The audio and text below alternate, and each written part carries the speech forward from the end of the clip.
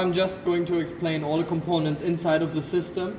In order to find the components, just open the side panels. We've got a total of 4 side panels.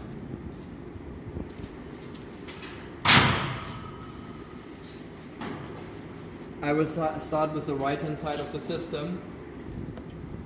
Basically from the top left to the bottom right. So we got 3 power supplies.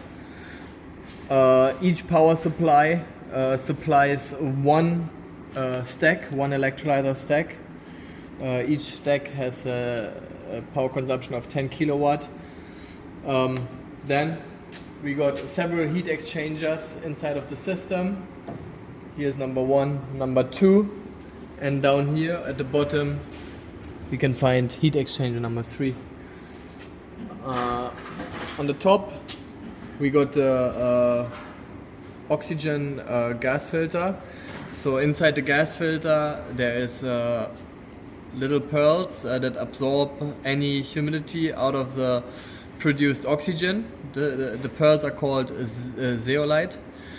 On the other side is the hydrogen gas filter.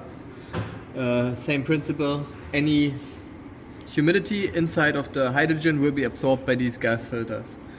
Here you got your relief valve for the oxygen, and over there parallel is the relief valve for the hydrogen.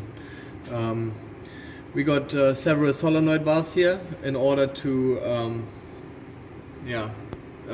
basically release pressure if the pressure gets too high. If the oxygen pressure gets too high, this solenoid valve will open in order to vent the oxygen through this port, and if the hydrogen pressure gets too high, this valve will open in order to vent hydrogen via this port. Behind the solenoid valves we got the water supply pump. So water from outside the system, from the type 3 distilled water tank, is being sucked via this tube into the water pump and then supplied to the buffer tank. The buffer tank is right here. This is the buffer tank. So this tank usually fills up with water to supply the system with enough distilled water to produce hydrogen and oxygen. It can be opened, and inside you find 2 condensers, one for the oxygen side and one for the hydrogen side. And you also have a level switch here, or a level sensor. So if the water in this water tank is too low, this pump right here, the water supply pump, will automatically be activated and fill up the buffer tank. So let's close the lid again. So next, at each stack you have a flow switch. So in order to not have the stack overheat, every stack has a flow switch. So if the water flow is too low or not there at all, the power to the stack will be cut.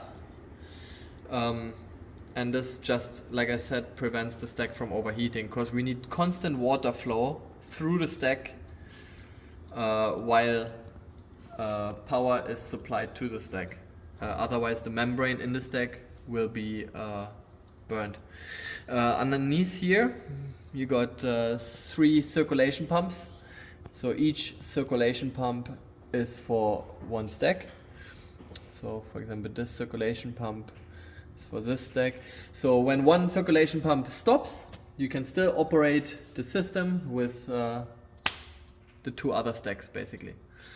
Now if we go a bit here to the middle of the system, here we got 2 water pumps. So those water pumps circulate water from the buffer tank into the gas liquid separator. So the smaller gas liquid separator is for the O2 side, for the oxygen side, and the bigger one is for the hydrogen side. On top of the gas liquid separators, you got level sensors. So again, if the water level in the gas liquid separator is too high or too low, either the water pump will be activated automatically, or the machine will be stopped. This column here is the KOH refill pipe. The system is already filled up with KOH. We've done that before testing. So you will not need to use the KOH refill port for a long time. Usually we recommend the customer to refill KOH once a year. So you won't have to do it for 1 year from the moment you receive this machine. In order to find out how to refill the KOH, please refer to the operator's manual that is supplied with the machine. Underneath the water pumps, we got a water filter. For this filter as well, you will only need to change it once a year. So we supplied a water filter key, so you can open the water filter housing and just replace the water filter. On the back here we got a solenoid valve, another solenoid valve for the chiller, several check valves. But yeah, this is basically all you need to know regarding the inside of the system.